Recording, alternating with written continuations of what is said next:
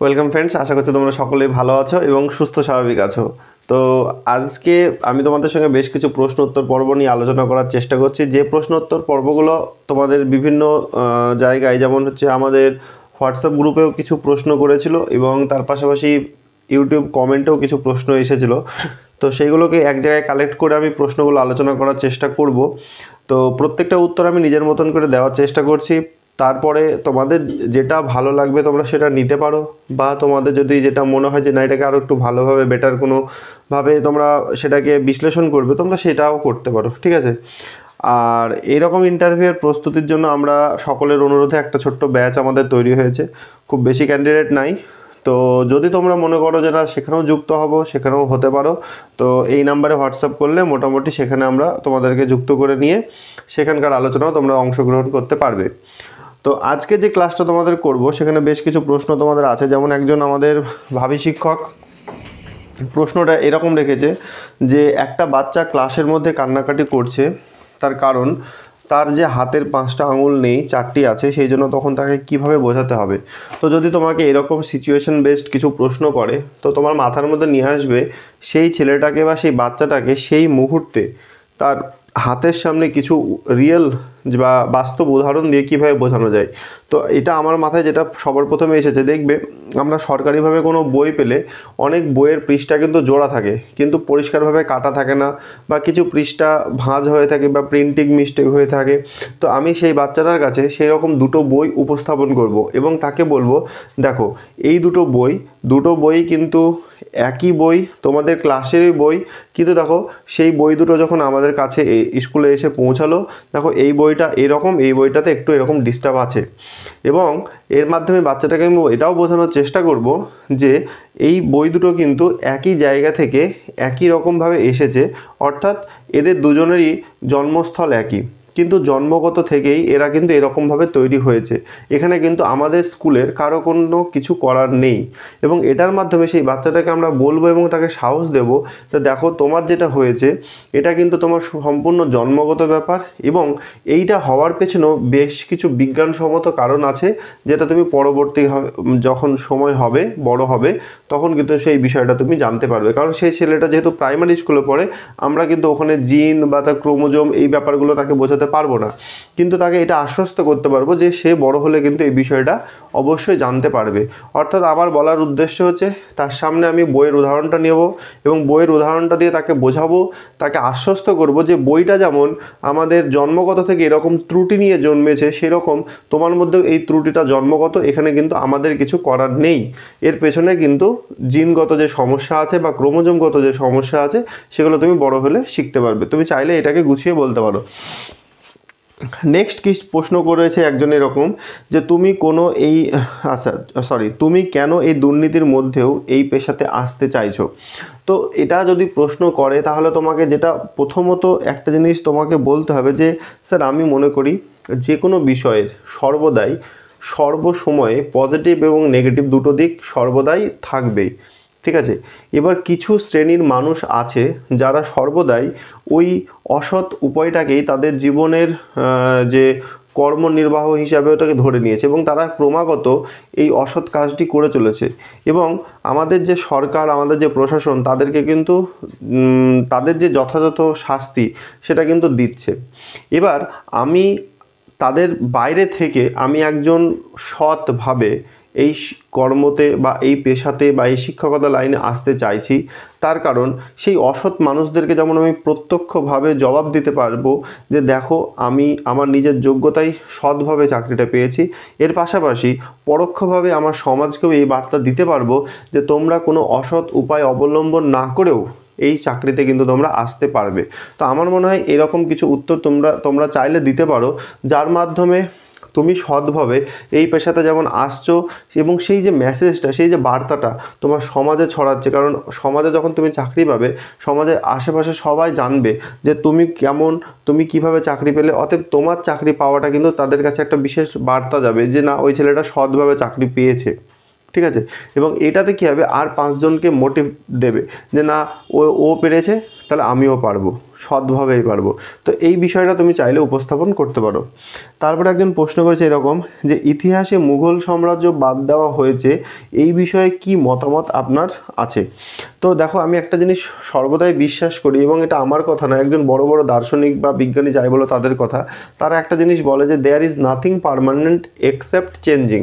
তো সময়ের সঙ্গে সঙ্গে পৃথিবীর কোনো কিছু চিরস্থায়ী নয়, সব কিছুই কিন্তু পরিবর্তনশীল, এবং এটা পরিবর্তনশীলতা হচ্ছে আমাদের জীবনের একটা বড় ধর্ম। তাহলে এই পরিবর্তনশীলতা কারা নিয়ে আসে? আমরা নিয়ে আসি, আমাদের সমাজ নিয়ে আসে, আমাদের পরিবেশ নিয়ে আসে। কিসের জন্য নিয়ে আসে? আমাদের ভালোর জন্য। তাহলে আমাদের যত সময় গড়াচ্ছে আমাদের চাহিদার পরিবর্তন হচ্ছে, আমাদের চাওয়া পাওয়ার পরিবর্তন হচ্ছে, আর চাওয়া পাওয়ার পরিবর্তনের সঙ্গে সঙ্গেই কিন্তু এইগুলোরও পরিবর্তন হচ্ছে, ঠিক আছে? এবার যদি বলো যে এই সিলেবাসের পরিবর্তন, এটা তো আমি তুমি পারি না, এটার জন্য করেছে কি একজন উপর মহলে যারা বিশেষজ্ঞ কমিটি বসে আছে তারা করেছে, এবং তারা কিন্তু টোটাল যে ভারতবর্ষব্যাপী যে সিলেবাস চলছে, তাদের যে পাঠ্যক্রম আছে সেইগুলো কিন্তু ওনারা নির্ধারণ করেন। তো সেই জন্য দোষটা আমাদের ঘাড়ে নেব না, কিন্তু এমনভাবে বলবো যেন দোষটা ওনাদের ঘাড়ে যায়। তো সেটাই বলতে হবে যে স্যার, আমি যেটা মনে করি আমাদের সমাজ সর্বদা পরিবর্তনশীল, এবং এই পরিবর্তনশীল সমাজের কোনো কিছুর চাহিদা বা পরিবর্তন অনুসারে হয়তোবা আমাদের যে ভারত সরকারের বিশেষজ্ঞ কমিটি আছে, যিনারা এই ধরনের সিলেবাস বা তাদের আমাদের পাঠ্যক্রম নির্ধারণ করে থাকেন, তিনারা হয়তো এই পরিবর্তনটা অনুভব করেছেন এবং সেইটার জন্যই এইটা করেছেন। এবং আমি মনে করি এর পাশাপাশি নিশ্চয়ই বিকল্প কিছু হিসাবে ওনারা কিন্তু ভেবেছেন বা ভাবা উচিত, এরকমভাবে তুমি কিন্তু একটা বলতে পারো। তাহলে কী হবে, ওনাদেরকেও যখন তুমি পরিবর্তনের সাপেক্ষে দোষ দিলে, সেরকম বিকল্প বলার সাথে সাথে ওনাদেরকে মানে যারা এই ফেভারে থাকবে তাদেরকেও কিন্তু তুমি একটু উৎসাহ দিবে। অতএব তোমার পজিশনটা কিন্তু অ্যাকচুয়ালি নিরপেক্ষ হয়ে গেল। তো তুমি চাইলে এইভাবে কিন্তু উত্তরটা দিতে পারো। তারপরে একজন প্রশ্ন করেছে এরকমভাবে, এটা আমাদের হোয়াটসঅ্যাপ গ্রুপে আলোচনা হয়েছে, এবং আমাদের একজন ভাবী শিক্ষিকা উনি যে উত্তরটা দিয়েছে সেই ওনার উত্তরটাই আমি এখানে আলোচনা করব। একটা ছড়া আছে, হ্যাঁ, ছড়ার একটা লাইন তুলে প্রশ্ন করেছিল যে রোজ সকাল হলে শহরের দিকে চলে। তো ব্যাপারটা হচ্ছে বানানটা এরকম ছিল, হ্যাঁ, হ লেখা আছে অ্যাপোস্ট্রফি এস দিয়ে ল, তারপর চলের জায়গাতেও সেম এরকমভাবে লেখা আছে। তো আমাদের একজন ভাবী শিক্ষিকা প্রশ্ন করেছিল যে এর উচ্চারণটা কি হবে, মানে হলো হবে না হইলে হবে না মানে চল হল এরকম হবে উচ্চারণটা। তো আমাদের একজন ভাবী শিক্ষিকা বলল যে একজন প্রথমে বলেছিল যে এটা হইলে হবে। তো যেহেতু এটা বেঙ্গলের ব্যাপার, আমিও তোমাদের সামনে উপস্থাপন করছি, যদি কিছু ভুল বলি তোমরা অবশ্যই কমেন্ট করবে। তো এখানে আমাদের এক ভাবী শিক্ষকে যেটা বললো যে এই অ্যাপোস্ট্রফি এস যেটা আছে চিহ্নটা, এটা থাকার কারণে ওই উচ্চারণটা ওকার মতন হবে। যেমন যদি পুরো লাইনটা পড়ি, বলছে যে রোজ সকাল হলে, মানে হয়কাল লয়কার উচ্চারণটা হবে, রোজ সকাল হলে শহরের দিকে চলে, মানে উচ্চারণটা এখানে চল হবে না, হবে চলে, মানে চয় ওকার আসবে, মানে এইটার জন্য চল না হয়ে হবে কত চলে। তো এরকম ওনারা বলতে চাইছে।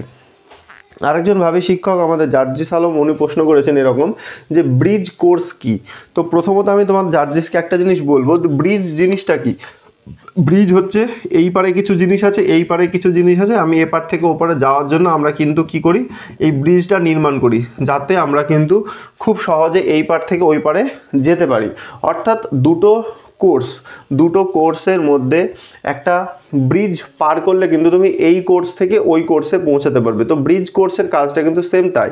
যেমন আমি তোমাদেরকে বলি, আমি যখন প্রাইমারিতে ছিলাম আমি নন ট্রেন্ড হিসাবে চাকরি পেয়েছিলাম, এবং আমার ছিল কি বিএড, কিন্তু আমাদের প্রাইমারিতে যেটা দরকার সেটার নাম হচ্ছে কি আমাদের ডিএলএড। তো তখন আমাদের সরকার থেকে আমাদেরকে বলেছিল যে আপনারা সবাই এনআইওএস থেকে একটা কোর্স করবেন, সেই কোর্সটা হচ্ছে 6 মাসের, ঠিক আছে, এবং সেইটার নাম দিয়েছিল ব্রিজ কোর্স।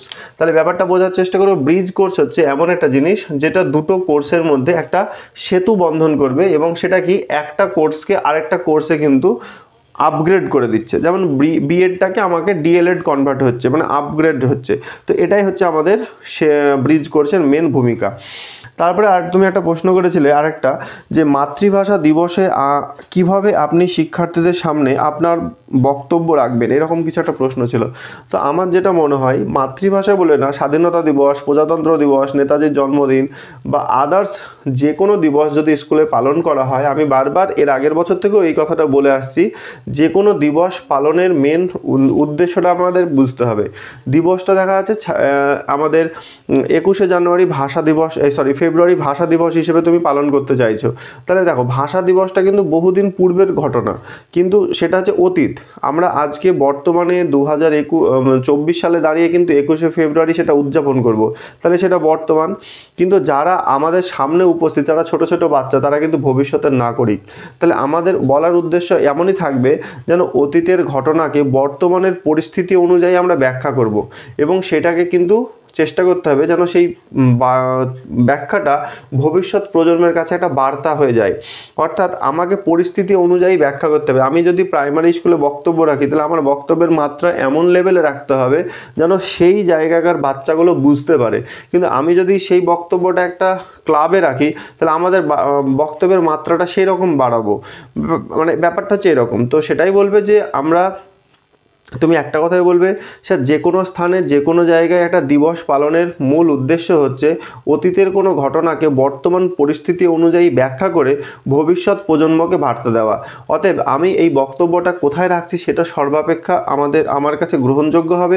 যদি আমি প্রাইমারি স্কুলে বক্তব্য রাখি, তাহলে আমি অতীতের ঘটনাকে প্রাইমারি স্কুলের বাচ্চারা যতটুকু বুঝতে পারবে সেইভাবে কিন্তু আমি ব্যাখ্যাটা তাদের সামনে ছোট করে রাখবো।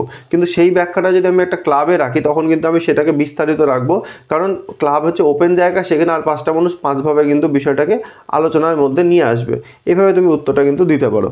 তারপরে তোমাকে যদি এরকম প্রশ্ন করে যে একজন ব্যক্তি শিক্ষক হওয়ার জন্য কোনটি জরুরি, তারপর একজন ব্যক্তি শিক্ষক হওয়ার জন্য বহু কিছু জরুরি, কিন্তু সর্বাপেক্ষা ন্যূনতম যেটা আছে সেটা হচ্ছে ন্যূনতম তার শিক্ষাগত যোগ্যতা। আর বর্তমানে যেটা আমাদের না থাকলেই না, সেটা হচ্ছে ডিএলএড, অর্থাৎ হচ্ছে শিক্ষাগত ট্রেনিং। এবার তুমি তর্কের খাতিরে আরও বলতেই পারো যে না, আমার তো আরও জিনিস দরকার, এই ধৈর্য দরকার, এই দরকার, ওই দরকার। তো সেই সমস্ত বিশেষণ তুমি চাইলে সব কিন্তু ঢুকিয়ে দিতে পারো। তারপরে প্রশ্ন যদি এরকম করে যে শিক্ষককে জাতীয় নির্মাতা কেন বলা হয়, দেখো, শিক্ষককে জাতীয় নির্মাতা এই কারণেই বলা হয় কারণ একজন শিক্ষকই পারে কিন্তু আরেকটা শিক্ষক তৈরি করতে, একটা ডাক্তার তৈরি করতে, একটা ইঞ্জিনিয়ার তৈরি করতে, একটা কৃষক তৈরি করতে, একটা বেকার তৈরি করতে। আজ যে যতটুকুই হোক না কেন, সেই শিক্ষকের মাধ্যমেই হচ্ছে।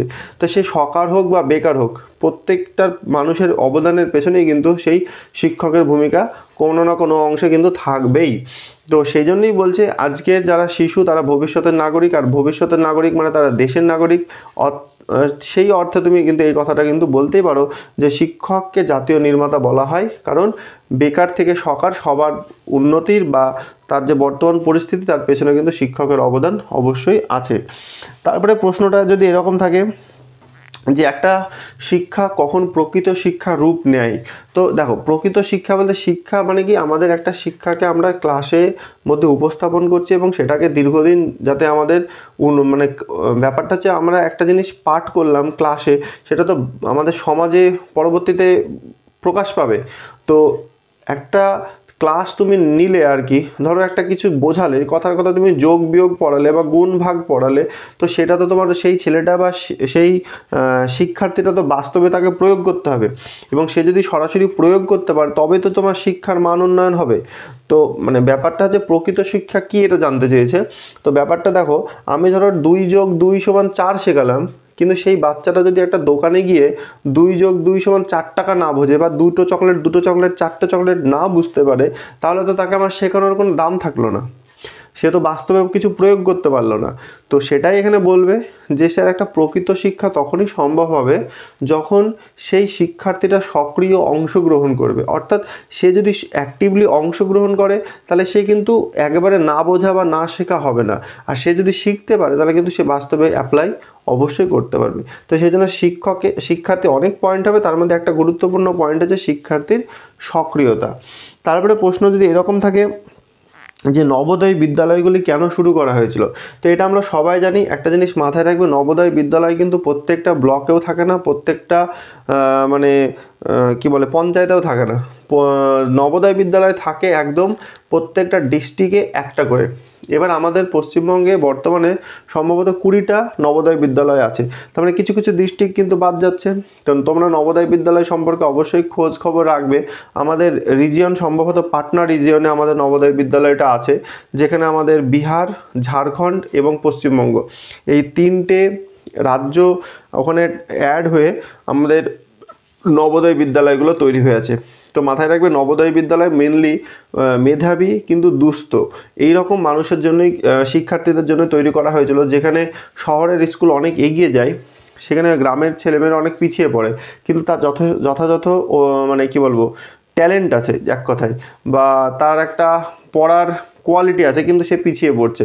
তো তাদের জন্যই কিন্তু এই নবোদয় বিদ্যালয় আমাদের সরকারি প্রকল্প। এখানে প্রত্যেকটা জেলাতে একটা করে নবোদয় বিদ্যালয় স্থাপন করা হয়েছে যাতে তাদের উন্নতি হয়। তো একটা জিনিস মাথায় রাখবে, এটা হচ্ছে প্রত্যেকটা জেলাতে একটা করে, এবং আমাদের পশ্চিমবঙ্গে মোট 20টা আছে, ঠিক আছে। তো সেই হিসাবে দেখতে গেলে জেলার সংখ্যা থেকে অনেকটা কম, তো নিশ্চয়ই তার মানে কোনো কোনো জেলাতে সেগুলো কিন্তু পড়ছে না, কারণ জেলা অনেক পরে ভাগ হয়েছে। তো সেগুলো একটু তথ্যগুলো নিয়ে নেবে, কারণ তোমার জেলায় কোথায় নবোদয় বিদ্যালয় আছে বা কিভাবে কি হয় না হয় এইগুলো সম্পর্কে তোমরা বিস্তারিত খোঁজ খবর নিতে পারো। তো বেশ, এই কটাই প্রশ্ন তোমাদের সঙ্গে আলোচনা করার চেষ্টা করলাম। তো যদি তোমাদের কোনো উত্তরে মনে হয় যে না এটা আপডেট করার প্রয়োজন আছে, তোমরা অবশ্যই কমেন্টে জানাবে। তো সকলে ভালো থাকবে, সুস্থ থাকবে।